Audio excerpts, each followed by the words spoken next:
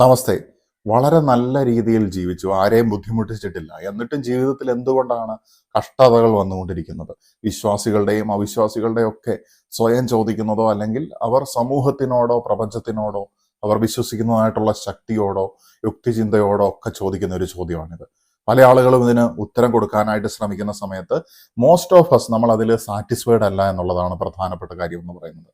പക്ഷേ ഒരു ഡീപ്പർ ലെവലിൽ നമ്മൾ സ്പിരിച്വൽ പെർസ്പെക്റ്റീവിൽ ഒബ്സർവ് ചെയ്യുന്ന സമയത്ത് എന്തുകൊണ്ടാണ് പ്രപഞ്ചം നമുക്ക് ഡിസ്കംഫർട്ട് തരുന്നത്, അല്ലെങ്കിൽ ബുദ്ധിമുട്ടുകൾ തരുന്നത്, അല്ലെങ്കിൽ ദൈവം എന്തുകൊണ്ടാണ് നമുക്ക് ഇത്തരത്തിലുള്ള ഹഡിൽസ് നമ്മുടെ മുന്നിലേക്ക് കൊണ്ടുവന്ന് തരുന്നത് എന്നുള്ളതിന് വ്യക്തമായിട്ടുള്ള ഉത്തരം ആത്മീയതയ്ക്ക് നൽകുവാനായിട്ട് സാധിക്കും. ഈ വീഡിയോയിലൂടെ എന്തുകൊണ്ടാണ് ഇത്ര നല്ല രീതിയിൽ അല്ലെങ്കിൽ വളരെ ആത്മാർത്ഥമായിട്ട് പരമാവധി പറ്റുന്ന രീതിയിൽ നല്ല കാര്യങ്ങൾ ചെയ്തുകൊണ്ട് ജീവിച്ചിട്ടും എന്തുകൊണ്ടാണ് തടസ്സങ്ങൾ ഉണ്ടാകുന്നത്, അല്ലെങ്കിൽ പ്രപഞ്ചം നമുക്ക് ഈ ഡിസ്കംഫർട്ട് തരുന്നതിലൂടെ എന്താണ് ഉദ്ദേശിക്കുന്നത്, നമുക്ക് ലഭിക്കുന്ന ഓരോ ഡിസ്കംഫർട്ടുകളും അതിൽ നിന്ന് പ്രപഞ്ചം എന്താണ് ഉദ്ദേശിക്കുന്നത് എന്നൊക്കെയുള്ള കാര്യങ്ങൾ ഈ വീഡിയോയിൽ ഡിസ്കസ് ചെയ്യാനായിട്ട് പോവുകയാണ്. ആദ്യമായിട്ട് യൂണിവേഴ്സ് നമുക്ക് തരുന്ന ഒരു ഡിസ്കംഫർട്ടാണ് ദ ഗോസ്റ്റ് എപ്പിഡമിക് എഫക്റ്റ് എന്ന് പറയുന്നത്, അല്ലെങ്കിൽ നമുക്കതിനൊരു ഗോസ്റ്റ് എഫക്റ്റ്, അങ്ങനെ തന്നെയാണ് ഞാൻ അതിനെ വിളിക്കാനായിട്ട് ആഗ്രഹിക്കുന്നത്. ഒരു പ്രേതബാധ കൂടിയതുപോലുള്ള ഒരു അവസ്ഥ എന്ന് വെച്ച് കഴിഞ്ഞാൽ നമ്മുടെ അടുത്തുണ്ടായിരുന്ന ആൾക്കാരൊക്കെ നമ്മളെ വിട്ട് മാറിപ്പോവുകയാണ്. നിങ്ങളോട് വളരെ സ്നേഹത്തോടു കൂടി നിങ്ങളുടെ അടുത്തുണ്ടായിരുന്ന ആളുകളൊക്കെ നിങ്ങളെ ഒഴിവാക്കിയിട്ട് പോവുകയാണ് മറ്റു വ്യക്തികളിലേക്കോ മറ്റു സ്ഥലങ്ങളിലേക്കോ ദൂരദേശങ്ങളിലേക്കോ ഒക്കെ ആയിട്ട്. അതുപോലെ തന്നെ നിങ്ങളിലേക്ക് പ്രത്യേകിച്ച് ആരും നിങ്ങളിലേക്ക് എത്തുന്നില്ല. നിങ്ങൾക്ക് ഒരു മനുഷ്യബന്ധം, നല്ലൊരു റിലേഷൻഷിപ്പ് ഉണ്ടാകണമെന്ന് ആഗ്രഹമുണ്ട്, പക്ഷെ നിങ്ങളിലേക്ക് ആരും എത്തുന്നില്ല. ഇങ്ങനെയുള്ള അവസരങ്ങൾ നമുക്ക് ഉണ്ടാകാറുണ്ട്. ആളുകൾ നിഗൂഢമായിട്ട് നിങ്ങളിൽ നിന്ന് അകന്നു പോകുന്ന അവസ്ഥ.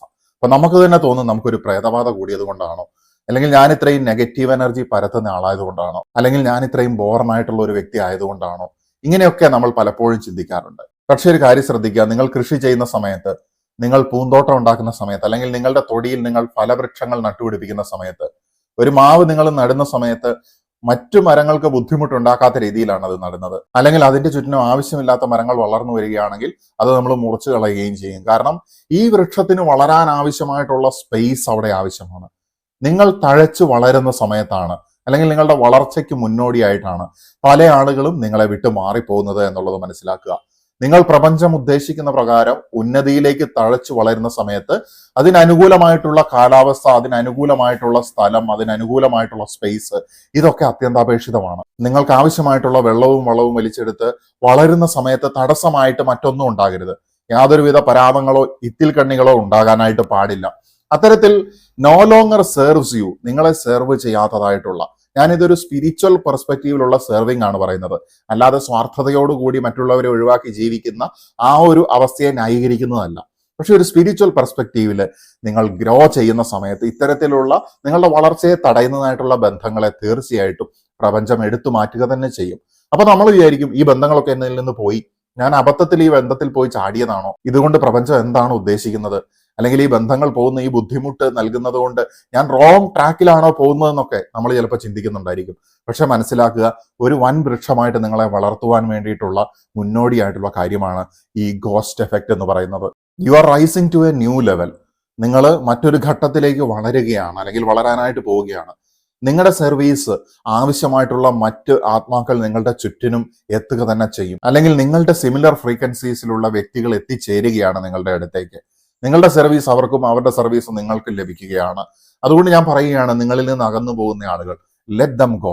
നിങ്ങൾക്ക് വേണ്ട ആളുകൾ നിങ്ങളുടെ ഹയർ വൈബ്രേഷണൽ ഫ്രീക്വൻസിയിൽ അല്ലെങ്കിൽ ആ ഒരു ലെവലുമായിട്ട് അലൈൻ ആകുന്ന വ്യക്തിത്വങ്ങൾ നിങ്ങളുടെ അടുത്തേക്ക് വരികയാണ്.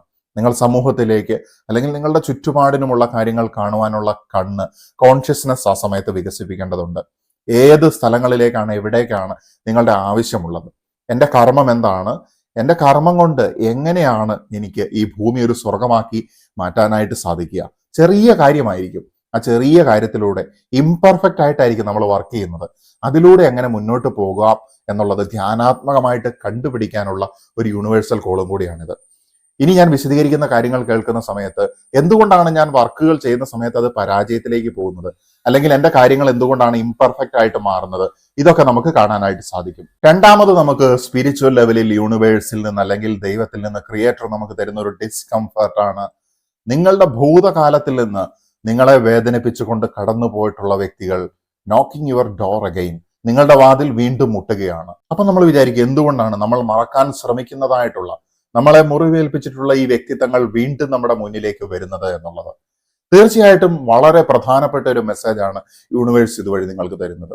നിങ്ങൾ വീണ്ടും ആ ബന്ധത്തിലേക്ക് പോകണമെന്നല്ല, അതിലുപരിയായിട്ട് നിങ്ങൾക്ക് അന്ന് ഒരുപാട് മുറിവുകൾ ഉണ്ടാക്കിയ വ്യക്തികളാണിവർ. നിങ്ങളുടെ ഉള്ളിൽ ഒരുപാട് മുറിവുകൾ അവശേഷിപ്പിക്കുകയും പിന്നീട് കാലാന്തരത്തിൽ നിങ്ങളുടെ ജീവിതയാത്രയിൽ നിങ്ങൾക്ക് ഗ്രോത്ത് പതിയെ ഉണ്ടാകുകയാണ്, വളർച്ച ഉണ്ടാകുകയാണ്. നിങ്ങളെ ഹീൽ ചെയ്യുന്ന വ്യക്തികൾ നിങ്ങളുടെ അടുത്തേക്ക് എത്തുകയാണ്, അല്ലെങ്കിൽ നിങ്ങൾ സെൽഫ് ഹീലിംഗ് ചെയ്യുകയാണ്. അങ്ങനെ നിങ്ങളുടെ മുറിവുകളൊക്കെ ഉണക്കപ്പെട്ടു. ഈ ഉണക്കപ്പെട്ട മുറിവുകൾ, അതിന്റെ ആ മുറിപ്പാടുകൾ നിങ്ങളുടെ ഉള്ളിലുണ്ട്. മുറിവുകൾ ഉണങ്ങിപ്പോയി, പക്ഷെ ആ മുറിപ്പാടുകൾ നിങ്ങളുടെ ഉള്ളിലുണ്ട്. ഈ രണ്ടാമത് ഈ ഭൂതകാലത്തിൽ നിന്നുള്ള വ്യക്തികൾ വീണ്ടും നിങ്ങളുടെ മുന്നിൽ അപ്പിയർ ചെയ്യുന്ന സമയത്ത് നിങ്ങൾ മനസ്സിലാക്കുകയാണ്, ഐ ആം ഹീൽഡ്, എനിക്ക് മുറിവേറ്റിരുന്നു ഇവരാൽ പ്രതി. ആ മുറിവുകളൊക്കെ ഉണങ്ങിയിരിക്കുന്ന സമയത്ത് ഇവർ എത്തിച്ചേർന്നിരിക്കുന്നത് പ്രപഞ്ചം നൽകുന്ന സന്ദേശം എന്ന് പറയുന്നത് സെൽഫ് ലവ്, നിങ്ങൾക്ക് നിങ്ങളോട് തന്നെയുള്ള സ്നേഹം, അതുപോലെ തന്നെ സെൽഫ് എസ്റ്റീം, ഈ കാര്യങ്ങളൊക്കെ നിങ്ങളിൽ നിന്ന് കുറഞ്ഞു പോയിട്ടുണ്ടായിരുന്നിരിക്കും. പക്ഷേ ഇപ്പോൾ നിങ്ങൾ കരയേറ്റപ്പെട്ടിരിക്കുകയാണ്. നിങ്ങൾക്ക് ഈ സെൽഫ് ലവ് അല്ലെങ്കിൽ അവനവനോട് തന്നെയുള്ള ഈ ഒരു സ്നേഹം, അതുപോലെ തന്നെ സെൽഫ് എസ്റ്റീമും ഒക്കെ, അതൊക്കെ നിലനിന്നുകൊണ്ട് തന്നെ നിങ്ങൾക്ക് പുതിയ ജീവിതം ആസ്വദിക്കാനായിട്ടുള്ള അവസരമുണ്ട്. അല്ലെങ്കിൽ നിങ്ങൾ ഇതൊക്കെ നിലനിർത്തിക്കൊണ്ട് തന്നെ പുതിയ ജീവിതം ആസ്വദിക്കേണ്ടിയിരിക്കുന്നു. ഹീലിംഗ് എന്ന് പറയുന്നത് സർവൈവലിന്റെ ഒരു പാർട്ടാണ്. പക്ഷെ സെൽഫ് ലവും സെൽഫ് എസ്റ്റീമും എന്ന് പറയുന്നത് റെസിലിയൻസിനും സർവൈവലിനും അപ്പുറത്തേക്ക് ഉന്നതമായിട്ടുള്ള വളർച്ചയുടെ അടിസ്ഥാനം അല്ലെങ്കിൽ ഫൗണ്ടേഷൻ അല്ലെങ്കിൽ കോർണർ സ്റ്റോണുകളാണ്. അപ്പൊ ഈ മൂലക്കല്ലുകൾ ഉണ്ടെങ്കിലേ ഫർദർ ഗ്രോത്ത് സാധ്യമാവുള്ളൂ. അപ്പൊ ആ ഫർദർ ഗ്രോത്തിലേക്ക് യൂണിവേഴ്സ് നിങ്ങളെ പുതിയ ജീവിതത്തിലേക്ക് ഈ മൂലക്കല്ലുകൾ ഉപയോഗിച്ചുകൊണ്ട്, സെൽഫ് ലവ്, സെൽഫ് എസ്റ്റീം തുടങ്ങിയ കാര്യങ്ങൾ ഉപയോഗിച്ചുകൊണ്ട് വളരുവാനായിട്ടുള്ള പ്രപഞ്ചത്തിന്റെ ആഹ്വാനമാണ് ഭൂതകാലത്തിലെ വ്യക്തികൾ നിങ്ങളുടെ മുന്നിലേക്ക് എത്തുന്നത് വഴി, വീണ്ടും പ്രത്യക്ഷപ്പെടുന്നത് വഴി, അല്ലെങ്കിൽ അങ്ങനെ സംഭവിക്കുന്നത് വഴി യൂണിവേഴ്സ് അല്ലെങ്കിൽ ക്രിയേറ്റർ ഉദ്ദേശിക്കുന്നത്. മൂന്നാമതായിട്ട് പ്രപഞ്ചം നമുക്കുണ്ടാക്കുന്ന ഒരു ബുദ്ധിമുട്ട് എന്ന് പറയുന്നത്, ഷൂസിനകത്തൊരു കല്ല് കുടുങ്ങിയാൽ എങ്ങനെയാണ് റിപ്പീറ്റ് ആയിട്ട് നമ്മളെ ശല്യപ്പെടുത്തിക്കൊണ്ടിരിക്കും, ആ കല്ലിനെ നമ്മൾ എടുത്ത് കളയുന്നത് വരെ.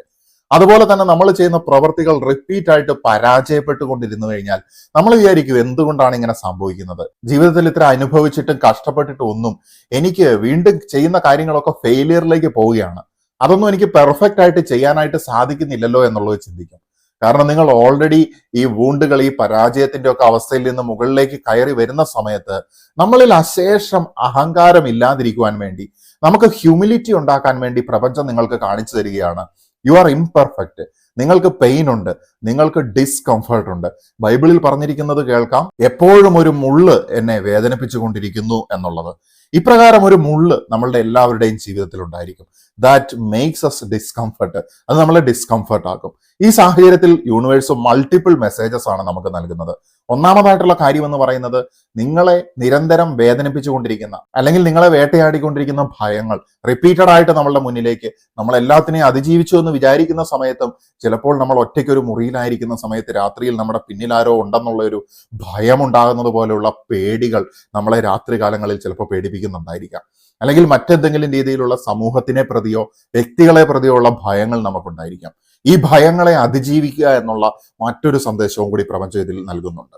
അപ്പൊ ഇതിനെ ഓവർകം ചെയ്യുക എന്നുള്ള ഈ ചലഞ്ചസ് നമ്മുടെ മുന്നിൽ വരുന്ന സമയത്ത് ഇതിനെ ഓവർകം ചെയ്യുക എന്നുള്ള ഒരു സന്ദേശം യൂണിവേഴ്സ് നമുക്ക് തരുന്നുണ്ട്. കംപ്ലീറ്റ്ലി നിങ്ങൾ അതിൽ മാസ്റ്ററി പ്രാപിച്ചിട്ടില്ല, ചലഞ്ചസ്, ഈ എക്സാമിനേഷൻസിനെ ഓവർകം ചെയ്യുക. ഇതിനോടൊപ്പം തന്നെ പ്രപഞ്ചം ഉദ്ദേശിക്കുന്ന മറ്റൊരു കാര്യം എന്ന് പറയുന്നത്, കാര്യങ്ങൾ നിങ്ങൾ പെർഫെക്റ്റ് ആയിട്ട് ചെയ്യണമെന്ന് വിചാരിക്കുന്നു. പെർഫെക്റ്റ് ആയിട്ട് ചെയ്യാനായിട്ട് സാധിക്കുന്നത് ക്രിയേറ്റർക്ക് മാത്രമാണ്. നമുക്ക് ഇംപെർഫെക്ഷൻസ് ഉണ്ടാവും, നമുക്ക് കുറവുകൾ ഉണ്ടായിരിക്കും. നമ്മൾ എന്തെങ്കിലും എല്ലാം തികഞ്ഞതിന് ശേഷം കാര്യങ്ങൾ ചെയ്യാമെന്ന് വിചാരിച്ചു കഴിഞ്ഞാൽ നടക്കുമോ? ഒന്ന് ആലോചിച്ച് നോക്കൂ. നിങ്ങൾ ചുറ്റിനും നോക്കുന്ന സമയത്ത് കാര്യങ്ങളെല്ലാം പെർഫെക്റ്റ് ആകണം. എനിക്കൊരു ഷോർട്ട് ഫിലിം ചെയ്യണമെങ്കിൽ ഞാൻ വളരെ പെർഫെക്റ്റ് ആയിട്ടുള്ള ക്യാമറയും പെർഫെക്റ്റ് ആയിട്ടുള്ള സെറ്റിങ്ങുകളും കിട്ടിയതിന് ശേഷം ഞാൻ ചെയ്യുള്ളൂ എന്ന് വിചാരിച്ചു കഴിഞ്ഞാൽ അവനത് ചെയ്യാനായിട്ട് സാധിക്കില്ല. അതിനു പകരം ചിലപ്പോൾ മൊബൈൽ ഫോൺ ഉപയോഗിച്ച് സ്റ്റാർട്ട് ചെയ്തവനായിരിക്കും ഫർദർ ഗ്രോത്തിലേക്ക് പോകാനായിട്ട് സാധിക്കുന്നത്. നിങ്ങളൊരു 10 വർഷം പുറകോട്ട് ചിന്തിച്ച് നോക്കിക്കഴിഞ്ഞാൽ നിങ്ങളുടെ ഒപ്പം ഉണ്ടായിരുന്ന ആളുകൾ ചിലർ ഉന്നതമായിട്ടുള്ള വിജയത്തിലേക്കും ചിലർ ആവറേജ് പെർഫോമൻസിലും ചിലർ ആ ലെവലിൽ തന്നെയും നിൽക്കുന്നത് കാണാനായിട്ട് സാധിക്കും. നിങ്ങൾ നോക്കിയാൽ മനസ്സിലാകും, ഇംപെർഫെക്ഷനെ പുലുകിയ ആൾക്കാരാണ് ഇന്ന് വീണ്ടും വീണ്ടും ട്രയൽ ആൻഡ് എററിൽ കൂടെ മെച്ചപ്പെട്ട് ഉയരത്തിലേക്ക് എത്തിയിരിക്കുന്നത്. അവർ ഒരുപാട് ഉയരത്തിൽ എത്തിയിട്ടും ഉണ്ടായിരിക്കും. ചിലപ്പോൾ നിങ്ങളും അങ്ങനെയുള്ള ഒരു വ്യക്തിയായിരിക്കും. അപ്പൊ ഇത്തരത്തിൽ ഇംപെർഫെക്ഷനോട് കൂടി പെർഫെക്ഷൻ ഇല്ലാതെ, അല്ലെങ്കിൽ ഞാൻ ഹ്യൂമിലിറ്റി ആക്വയർ ചെയ്യേണ്ടതുണ്ട്. മൂന്നാമത്തെ ഒരു സന്ദേശമാണ് ഇത്തരത്തിലുള്ള ഡിസ്കംഫർട്ട് തരുന്ന സമയത്ത്. അതായത് വിനയത്തോടു കൂടി ഞാൻ കാര്യങ്ങൾ ചെയ്യേണ്ടിയിരിക്കുന്നു. No need to be best ആകേണ്ട ആവശ്യമില്ല. പക്ഷേ ആയിരിക്കുന്ന അവസ്ഥയിൽ എൻ്റെ ഈ വേദനയോടുകൂടി തന്നെ ആ ഒരു അവസ്ഥയിൽ നമുക്ക് ചില രോഗങ്ങളൊക്കെ വന്നാൽ ചിലപ്പോൾ മാറില്ല. അപ്പൊ ആ രോഗങ്ങളോട് കൂടി തന്നെ എനിക്ക് ലോകത്തിന് കൊടുക്കാൻ പറ്റുന്ന സന്ദേശം എന്താണ്, എനിക്ക് കൊടുക്കാൻ പറ്റുന്ന കോൺട്രിബ്യൂഷൻ എന്താണ്? ഇന്ന് ഡിഫറൻ്റ്ലി ഏബിൾഡ് ആയിട്ടുള്ള ഒരുപാട് ആളുകൾ വലിയ കോൺട്രിബ്യൂഷൻസ് ലോകത്തിന് നൽകുന്നുണ്ട്. വിശുദ്ധ അൽഫോൻസാമയെ പോലെയുള്ള ആളുകൾ അവരുടെ വേദനയുള്ള ജീവിതം തന്നെ ഒരു സന്ദേശമാക്കിയിട്ട് നൽകിയിരിക്കുകയാണ്. നല്ല കാര്യങ്ങൾ ചെയ്ത ഒരുപാട് വ്യക്തികൾ, ഒരുപാട് കവികൾ, ഒരുപാട് ശാരീരികമായിട്ടുള്ള ബുദ്ധിമുട്ട് അനുഭവിച്ചിട്ടുള്ള ലിറ്ററേച്ചർ ഫിഗറുകളെ നമുക്ക് കാണാനായിട്ട് സാധിക്കും. അപ്പൊ ഇതൊക്കെ അവരുടെ കുറവുകളുടെ മുകളിൽ കൂടെയാണ് അവർ ഈ കാര്യങ്ങൾ ചെയ്തിട്ടുള്ളത് എന്നുള്ളത് മനസ്സിലാക്കേണ്ടിയിരിക്കുന്നു. അപ്പൊ നമ്മളുടെ കുറവുകളെ അതുകൊണ്ടാണ് കുറവുകൾ എന്ന് വിളിക്കാതെ ഒരു ഡിഫറൻ്റ്ലി ഏബിൾ, ഈ ഒരു ഭാഗത്ത് കുറവുണ്ടെങ്കിൽ എനിക്ക് മറ്റൊരു ഏരിയയിൽ വളരെ അധികമായിട്ടുള്ള കഴിവുണ്ടായിരിക്കും.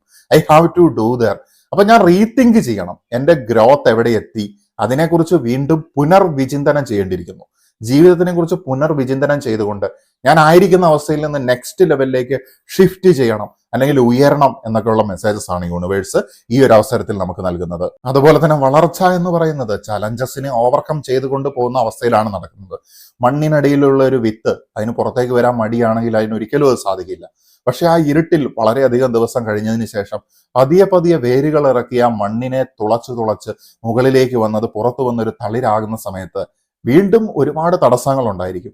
ഈ തടസ്സങ്ങളെ, ചലഞ്ചസിനെ ഒക്കെ ഓവർകം ചെയ്ത് അതിൽ നിന്നൊക്കെ പാഠങ്ങൾ ഉൾക്കൊണ്ടുകൊണ്ട് അങ്ങനെ മുന്നോട്ട് പോകുന്ന മരങ്ങൾ അല്ലെങ്കിൽ മനുഷ്യരാണ് പിന്നീട് വൻമരങ്ങളായിട്ട് മാറുകയും ഫലം പുറപ്പെടുവിക്കുകയും ചെയ്യുന്നത്.